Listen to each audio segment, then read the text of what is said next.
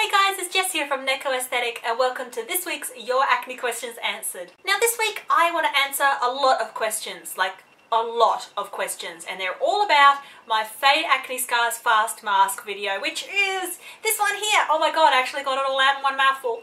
If you haven't checked that one out yet, please do before you watch this one, because otherwise this one won't make any sense. I'm a big fan of making things easier, so I have put some annotations up the top of this video for you to click on if you just want to go to a specific part of this video. So how about I just get cracking on the questions, hey? And the first thing that I want to answer is just the general use of this particular mask. Now this one here is for hyperpigmentation on the skin. If you're not sure what that is, it's basically red and dark marks that are left behind by acne scarring on the face and on the body. Some people have asked me if this works on freckles and other scars and things that might be on the body, and to be honest, I don't know. I don't think it would have too much of an effect on those particular types of scars, but by all means, test it out and let me know.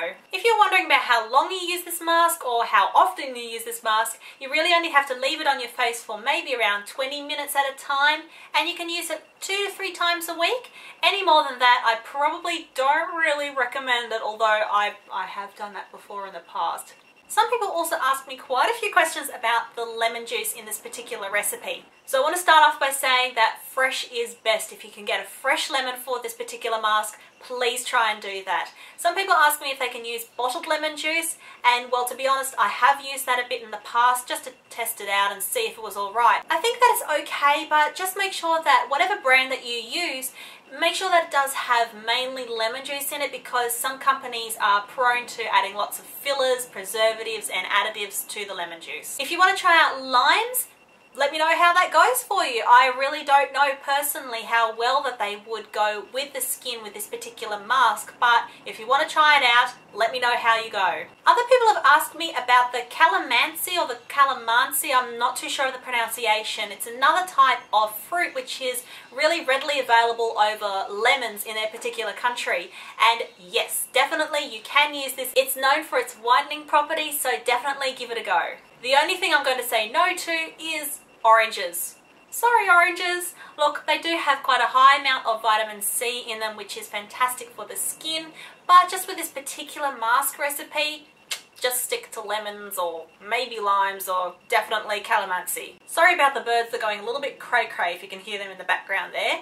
Now the next thing that I want to talk about is the bicarb soda. This is a bit of a confusing one. Now in Australia and I think the UK and Europe, it is called bicarb soda or bicarbonate soda. But in America, it is baking soda. And what adds extra confusion is that there's another type of powder called baking powder, which you don't want to use in this mask, because that is something entirely different again, and it's really not something that you want to put on your face. And last but not least, I want to talk about tea tree oil, the very final ingredient in this mask. For some reason, this is just the one thing that causes so many problems or issues. Not problems and issues on face and body and blah, but just in terms of people not quite knowing what it is, where to find it, what it does, do you need it, do you not need it, those sorts of things. So do you have to use tea tree oil at all in this mask? No, you do not have to use it. It is an optional extra in this mask. Tea tree oil can be found in your local supermarket or in a chemist or drugstore if you're in America.